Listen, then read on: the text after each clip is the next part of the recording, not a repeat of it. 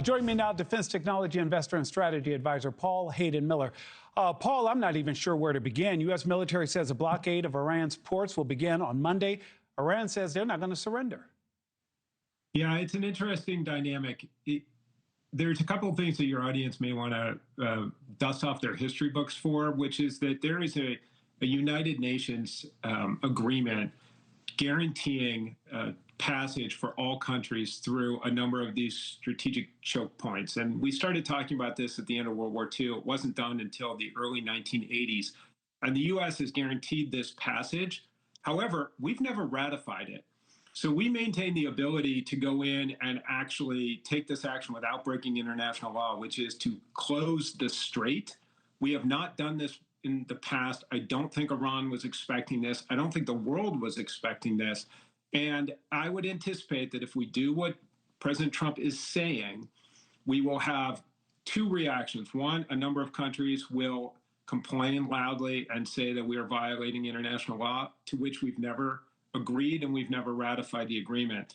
Simultaneously, a reality check is going to hit China and India.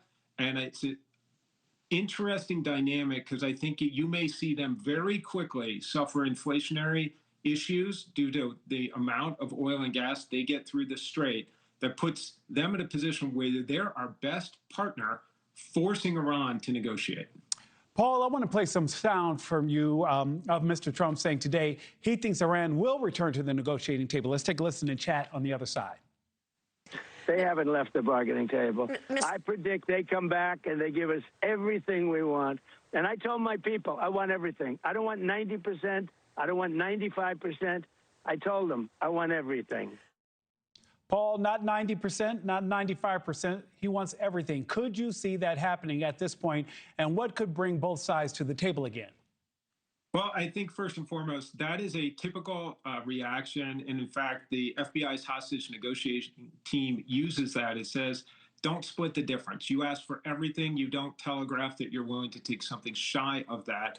And that is something that real estate developers in a very tough market like New York City have earned over and over a respect for, which is you draw a line and you say you're not coming off of your line. It's made Trump a billionaire.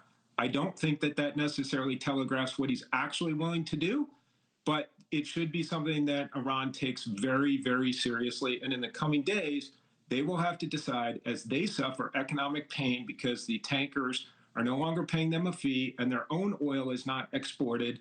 And then their biggest customers don't get oil and start to suffer economically. There will be a lot of pressure on Iran. There will also be pressure on the U.S. And I think it's anyone's guess as to what happens next. Because, David, by what you're saying right now, it sounds like we have a choice, we being the United States, either escalate or negotiate.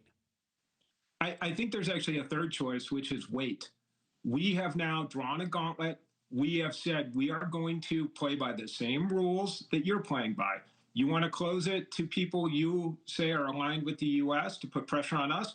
We'll close it to everyone and we'll take that same tactic. This is the last card that Iran has to play, and it is a serious card. I think what's interesting, what I'm going to watch for is the IMF meeting later this week, where they're going to discuss a thing called an SDR. Think of it as insurance, where countries can exchange local currency for hard currency, the dollar or the yuan or the euro. If you see a lot of countries are suddenly being considered as needing a lifeline, I think that will tell you that you're going to have a lot of pressure internationally put on both parties to negotiate. David, I have less than a minute. You anticipate this blockade lasting a while or things working out in the next few days? I would say that everyone who has an answer to that is making it up. It's probably not going to be short term because neither side really can afford to capitulate. I think the U.S. becomes the stronger party the longer this goes on, so we don't need to rush. And therefore, I would expect it's not going to be resolved in the coming hours or days, but rather in the coming weeks. And David, you and I both know the longer this drags out for the American people, the more frustrated and concerned they become. Yeah, I think that it's going to be a really difficult situation. I was noticing the story on Hungary. I think a lot of what transpired there with Orban losing is the dinner table. The cost of food and the cost of fuel went up. People talked about it. They had a social contract. Hey, we will, back you for 16 years. You're going to make it more money in our pocket. Didn't happen. Trump's got to be very, very worried about that right now. Thank you for watching. Subscribe below and download our NewsNation app right now on your phone, and you will get fact-based, unbiased news for all Americans.